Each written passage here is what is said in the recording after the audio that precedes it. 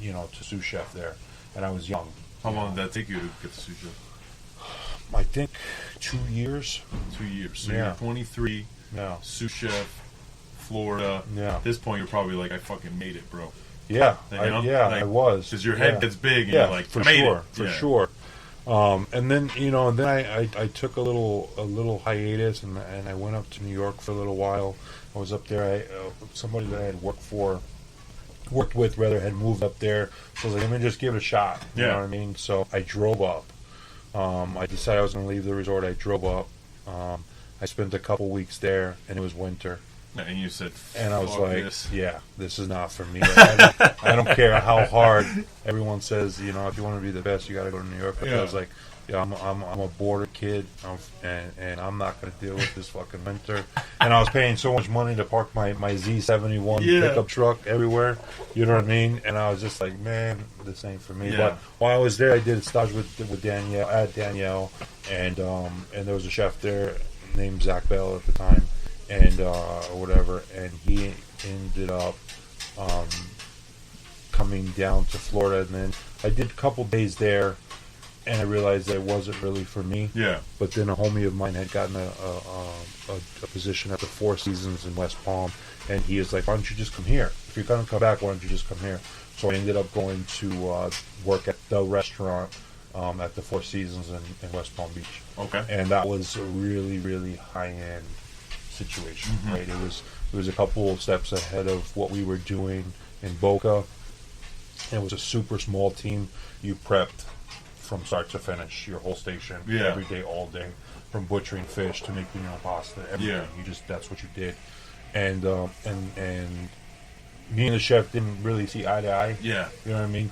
And so I ended up not sticking it out there longer than a year. I think I was there about 11 months. And then I had got a job offer to move to Vegas, so I left the Four Seasons and Where was how did that job offer come through? One of the guys that I had worked with in Boca had moved to Las Vegas to open up a restaurant under Wiley DuFrance, who was at a steakhouse. Okay. And so Wiley was running a steakhouse. Somehow he knew Wiley and had moved out there and was working there. So he's like, why don't you come out and work here? So when I got out there, I don't remember what happened. Something happened where you have to hire union people there before you can hire anyone from the outside. Yeah. And someone that had been waiting on the list for this, that was a union member, they had to hire them first. So the chef was like, well, we can bring you on, but it's going to be this amount of time. You know what I mean, before we can bring you on. So I found out that Alain Ducasse was opening up, and I applied there, and I got hired on as, kind of as a junior sous there. Yeah. Jesus. Yeah. So you're talking about bouncing from Florida to New York, back to Florida to Vegas. Yeah. And then, when you're growing up, you kind of hear what Vegas is all about. So I'm sure before you moved there, you were like, I'm going to fucking Vegas. I knew what I was getting myself into. You're like, I know what I'm loading this car up for. Yeah, and you know what? I had been in South Florida for a few years at that point, and the desert is home to me. Yeah. So the thought of coming back to the desert was exciting to me. So at that point, I had a homie that decided to go to Chicago, and I was going to end up going to Chicago. And then I kind of realized how cold it was there. I was like, I'm not going to Chicago. I'm going to Las Vegas. Did you work with that homie before? Yeah. His name's Lee Wolin. We worked together. The chef of Boca. Yeah. Okay. Yeah, exactly. Yeah. You know what's crazy? It's like that restaurant, the fact that you guys, your lives intertwined. My life is intertwined with a lot of people that worked at Boca who came from you and who didn't. Right now, Joe Maggio, who's the sous chef at the restaurant on Meadowood. Yeah. He's about to go help them with that Ojai open, and he's a listener, so shout out to you, Joe. But he knows Brie. Yeah, sweet. And so it's like, he heard about you through Brie and how that restaurant worked. So when he came to stage at the restaurant, and he was like, oh, where'd you work? And I was like, this place called, Tallulah on Thames. And he's like, oh, you know Brie and Andrew Cohen? And I was like, yeah. And he's like, I know about your chef. how are you still alive? You know, kind of thing. I was like, holy shit! Like, and it's crazy how shit, you know, that carries on. Yeah. And even like, fucking, that was what, probably 20 years ago. Yeah. And I just had a Facebook post pop up of actually a picture of Lee and myself and the rest of the crew there. It was 19 years ago. yeah, You know what I mean? And it's crazy to think that, like, you know, Yeah. it's been 18 or 19 years ago that it's been that long. But yeah, so Lee and I kind of, you know, we were homies. We ran, you know, I like to think that we ran the hotline there at the Boca Raton Resort. Yeah. And he's the one that actually took the job at the Four Seasons and got me the job at it was the like, Four hey, Seasons. come, yeah, Yeah, and he was always able to take it on the chin a little bit better than I was. I always held a grudge. yeah. I know hear what you. mean? I hear you. And I always felt like I had something to prove, and I don't know. I always took things personal. I learned when I moved to Vegas to not take it personal. You know? Yeah, it's business. At the end of the It's day. business. Yeah, it's business. But I was taking it personal for whatever reason, and yeah, man, that's how. So I ended up jumping in the truck and fucking driving across the country again to Yeah. Vegas, which is like a solid 3-day drive. Exactly. You know, it's like yeah, So it's rough. you get to Vegas, and are you starting right away? Do you have a place to live, or we live in the No, truck no, again? we're no more of that shit. You know, Save some money in I Florida. do remember though when I pull into Vegas. At that time, I got a U-Haul truck, and I'm a Volkswagen guy, so I've got a '69 Volkswagen Beetle towing behind me. I've always been a Volkswagen guy. It's kind of just always been my thing. So I'm towing my Bug in a U-Haul truck out there. And I lose the hood to the car. Like, all this shit happens on the way there. It's pretty hilarious. I ended up stopping in El Paso. I got arrested in Mexico, like, on my way there, you know, with the U-Haul truck on the U.S. side.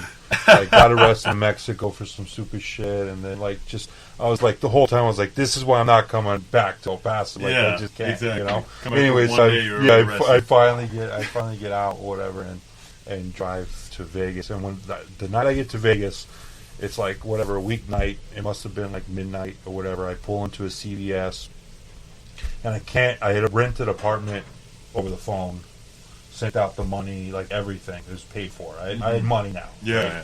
Right? To just do it. Yeah. Diamond Sands. I remember that was the name of the apartment complex that I was renting from, and it was on Las Vegas Boulevard, South Las Vegas Boulevard. So it's just like, I was living on Las Vegas Boulevard, which is crazy. But anyways, I pull into, I don't know if it was CVS or whatever it was, you know, and it's midnight, and I'm sitting in the U-Haul truck, and I know I can't get into the apartment until the next day, right? It's all locked. I don't have a code, whatever. So I go into the whatever CVS is, and you know, they serve alcohol 24 hours a day. So I buy myself a bottle of Crown Royale or whatever.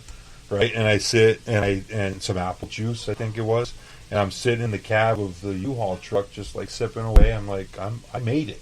Yeah. I fucking made it. This is it. You know, this is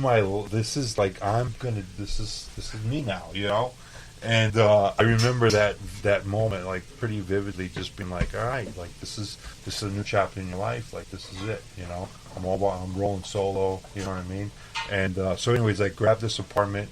I'm there for a while. I end up working at Mix, which is an Alain Ducasse property.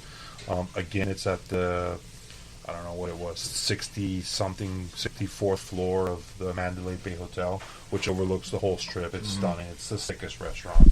If you've never heard of that restaurant, you got to look it up, because it was just, for me, it was the first taste of what that brigade system can be.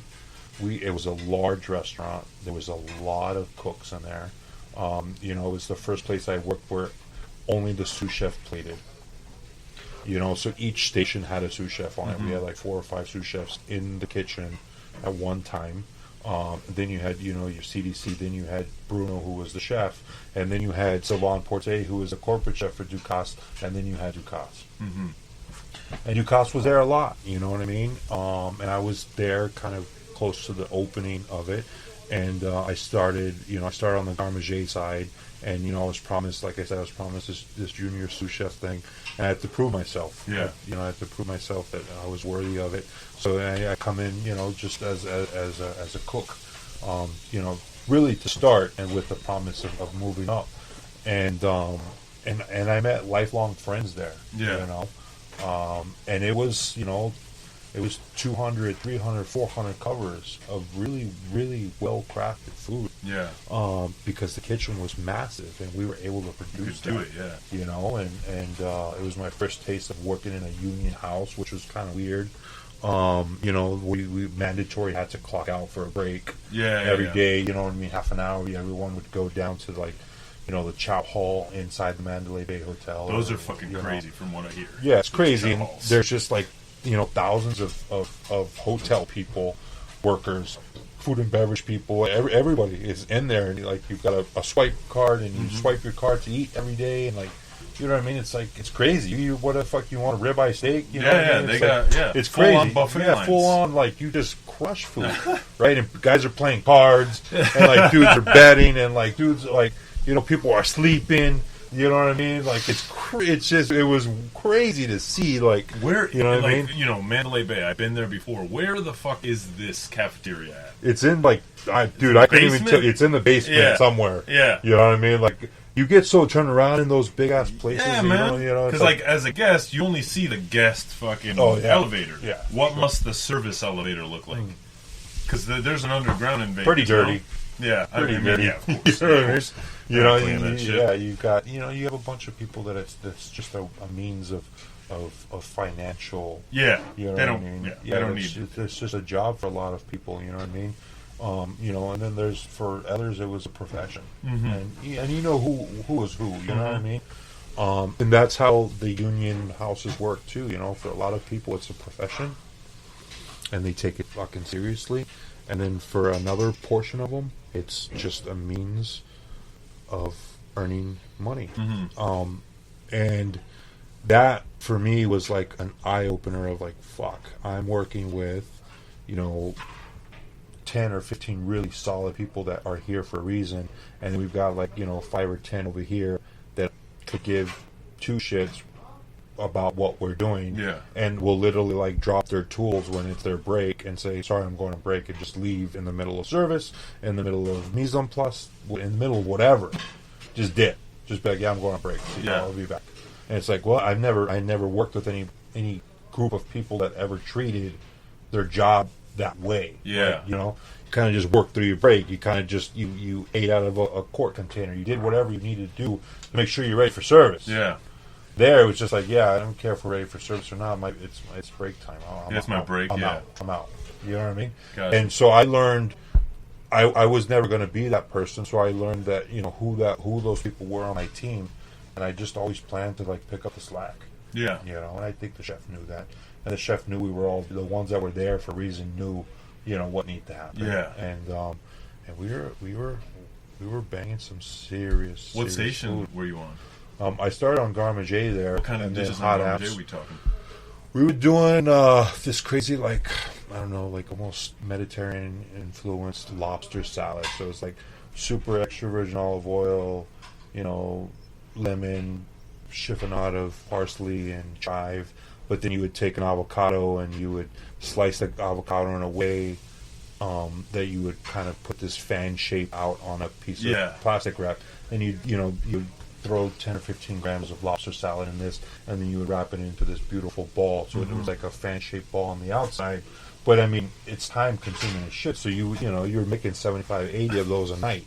So you were just completely making in the them the fucking whole weeds. night. We were, there's these little things called coquitos, which are like baby coconuts, tiny, and we were shaving those on a mandolin. I don't remember where they were coming from, but they were, they're brown on the outside, white on the inside.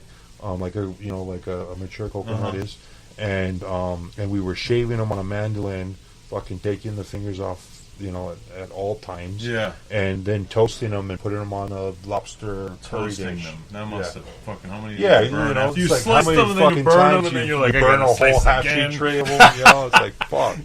Nothing like being in the shit. But that restaurant, I met guys that were coming from the French Laundry. I met guys that were coming from, you know, all over, you know, the high-end places in San Francisco. Guys that were coming from Danielle. Guys that were coming from all over the country, all over the world, to work at this Ducasse property. So you were like, I'm doing the right fucking thing. I was surrounded with a lot of really, really dope cooks. That's awesome. You know, there was